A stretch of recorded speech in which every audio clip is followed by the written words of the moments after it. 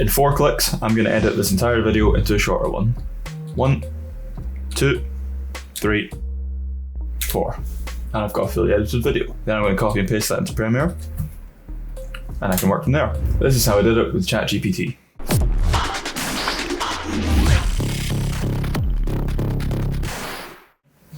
Okay, I'm good. Let me paint the scene for you. I received an email from a client that said, "Hey Chris, I know you normally do high-end motion design, but I've got this 1 hour long video and I need you to cut out a few highlights from it. Here are the timestamps. Could you get this back to me today?" Now that's not an awful task. I just go into the footage, I just find the timestamps, add a cut, and then get rid of what I don't need and rearrange it. Pretty simple, not too bad. Should take a maximum of 20 to 30 minutes or so. But then I got 12 different variations of that email, all at the same time, all wanting it done today. Now that'll take a bit longer and it'll be ridiculously boring, so I thought, there's got to be a better way to do this. You've probably seen these 2 videos from Motion by Nick and Jake in Motion, who have been using Chat GPT to write AI-generated After Effects scripts to resolve common issues. So their work is pointing me towards Chat GPT, which is basically Chat GPT inside of After Effects. Using this, I've been able to use Chat GPT directly in After Effects to write up a script and immediately run it and immediately try and resolve any errors that pop up as they pop up. Now, I have a little bit of knowledge of JavaScript, so I can write the odd expression or two, but nowhere near enough knowledge for this level of coding. So the AI is really leading me on all the script writing. And from here, I'll explain my process and how I managed to create this script to edit my video for me. To begin with, I tried what any of us would do, and I said, using these timestamps, can you edit this video for me? Simple, straight to the point, didn't work. It was far too vague, so I didn't really know what to do with it, but it did let me put in some timestamps, so we were off to a fairly good start. I tried a lot of variations of vague requests and wasn't really getting anywhere. I started to think, this probably isn't going to be possible, but then I had a little breakthrough. I asked ChatGPT to move the current time indicator along the timeline to the indicated timestamp and then execute the Control-Shift-D command, which would split the layer. I realized I could get ChatGPT to execute one command at a time and then build it up piece by piece. I needed to break it down a little bit more so that the script could run a sequence of events, and that made it a lot easier. So I came up with a chain of commands that I could combine this all into one script. Step 1, split the layers. This is where I had gone to before, and I knew I was onto something, so I copied that working script and pasted it into Notion for safekeeping for later. Step 2, delete the new unnecessary layers. Every time I'd split the layers, I'd use 2 timestamps, one for the start of the clip and one for the end, meaning that every time I would have an odd number of layers inside the composition. When I looked at the layers index numbers to the left of the timeline, I'd noticed that the layers I'd always be keeping in this instance would be the ones with an even number. So I could ask ChatGPT to write a new script, delete all the layers in the current composition that have an odd index number. After some errors and tinkering, I finally got it to work. Next, I opened a new chat and said, I've got 2 After Effects scripts, script 1 and script 2. Please combine these together so that it executes script 1 and then script 2. That worked, so I copied this new script to the clipboard and saved it into Notion and moved on to the next step.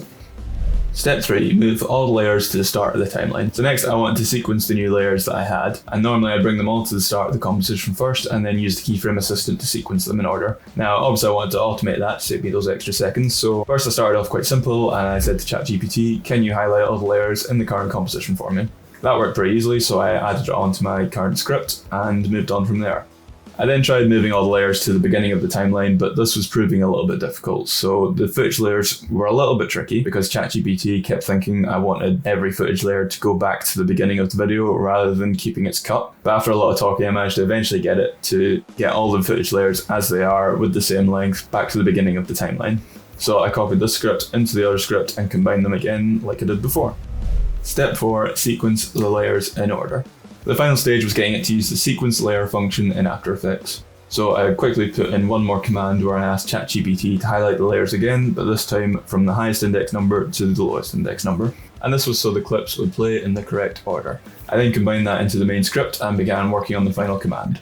I asked it to use the sequence layers function with the keyframe assistant in After Effects, and it looked like it was going to work, but every time I ran the script, nothing would happen.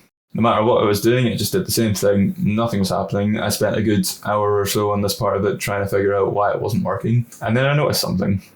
Sequence layers ... And I thought there's no way that this is the reason it's not working. But I tried it anyway. I said to ChatGPT, I think the reason it might not be working is because the function is sequence layers ... not sequence layers. And to my surprise, it actually worked, and I had the last part of my script. I combined it with the rest of the script and I had the final product. It took a lot of back and forth with the AI throughout the whole process to be able to get to where I wanted it to get to.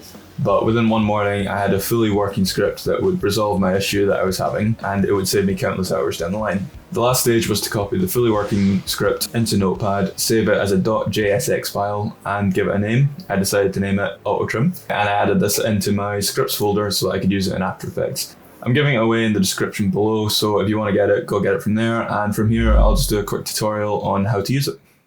So here is how the final product works once you've installed the script. So you'll have imported your video like this, and you will drag it into a composition that will make a brand new composition with only that video in it. You'll need to select the layer and then go to File, Scripts, Auto Trim. And there you'll be presented with this box to add your timestamps. Now the timestamps have to be in this exact format. Hours, minutes, seconds, frame number. That's matched to the After Effects time indicator.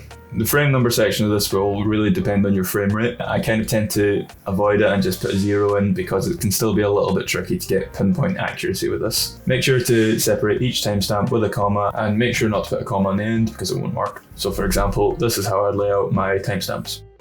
You'll need to make sure there's an even number of timestamps, which is key. That should be 2 timestamps for each section of footage, the start and the end of it. I find it's best to get the clients to give you the timestamps where possible, especially if you're just cutting down footage like I am here. You'll then copy and paste your timestamps in that format here, like so, and then press enter on the keyboard where you'll be presented with this text box, which is just where you can decide if you want to overlap your frames or not. I'm not going to, so I'm just going to hit OK. And that's it, that's the video edited for me. If I wanted to work in Premiere instead, I can just copy and paste the layers straight over to Premiere, and then I can work from there. To make this even quicker for you, you can go into Edit, Keyboard Shortcuts, and then you can set up your own shortcut for the Auto Trim script. So I like to use Shift, Control, and then 5, and I'll just type in Auto Trim there, and find it, and drag it onto there, and hit OK. And now, like at the start of the video, it's just 4 clicks to completely cut down that video, and I can send it off to the client that asked for it.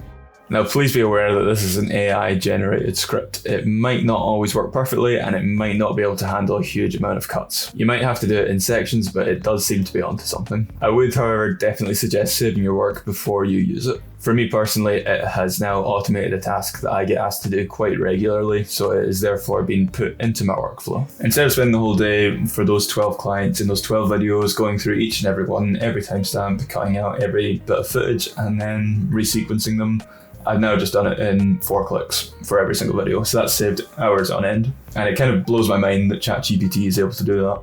I definitely think that this is the way we should be using these tools, to find these repetitive tasks and find ways to automate them and give us a bit more time to be creative. As I said, I'm giving the final product away in the description if you want to go ahead and use it. If you're new here, I'll be uploading different kinds of motion design, 3D, and just general video making tutorials and tools and tips, so feel free to subscribe if you'd like more of that.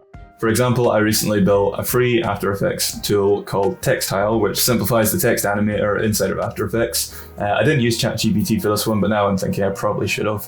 But if you want to find out more about that, you can click on this video here, and I'll see you over there.